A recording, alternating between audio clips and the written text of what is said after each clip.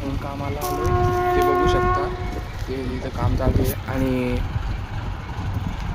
ते लोखंडाचे ते गेट उचलून इथं कसं लावलं आहे इथं लावायचं. व्ह्यू पाहायचा का?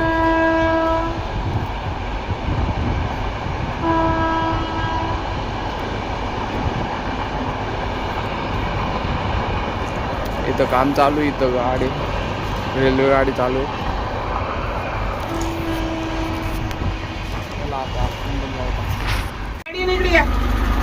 गाडी हात गाडी